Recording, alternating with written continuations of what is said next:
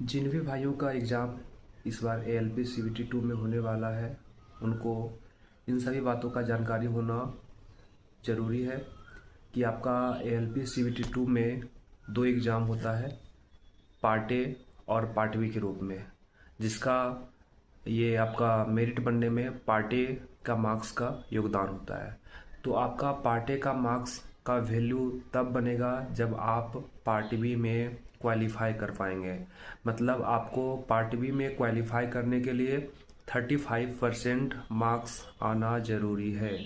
इसके लिए आपको कम से कम यानी 75 में 26 दशमलव समथिंग यानी 27 के आसपास मार्क्स आपका आना ज़रूरी है।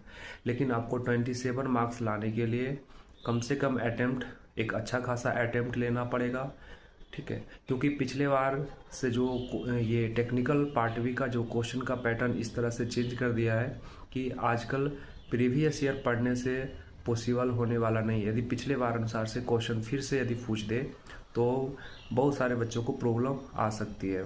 जो तो टेक्निकल डिग्री लिए जैसे बीटेक डिप्लोमा है उनसे क्वेश्चन बन जाएगा, लेकिन जो ITI वाले हैं उनसे क्वेश्चन बनाने में प्रॉब्लम हो सकता है, क्योंकि क्वेश्चन बहुत ज़्यादा डीपली क्वेश्चन पूछा जाता है। मतलब आपको यदि थियोरेटिकल नॉलेज है बढ़िया से तो आप क्वेश्चन को आसानी से सोल्व कर सकते हैं।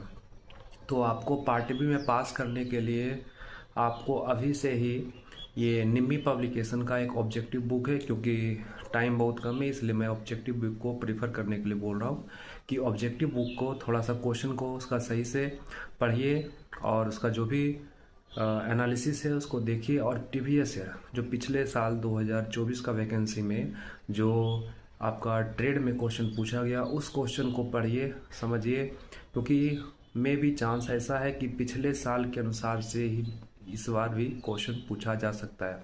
क्योंकि उससे पहले जो 2018 का वैकेंसी था उस टाइप का जो उस टाइम जो क्वेश्चन पूछा था पार्ट बी में वो नॉर्मल PYQ के आधार पे था, लेकिन जो 24 में पूछा गया वो क्वेश्चन पूरी तरह से पैटर्न चेंज कर दिया गया।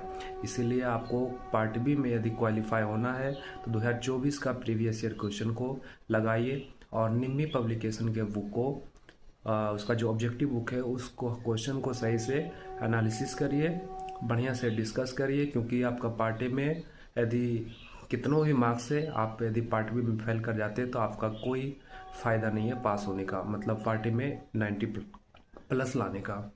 तो आपका पार्ट ए में 80 प्लस कोशिश करिए लाने का, यानी 80 प्लस 85 प्लस कोई भी कैटेगरी का है तो 80 प्लस लाना ज़रूरी है। और पार्ट ए में मिनिमम 27 मार्क्स 75 में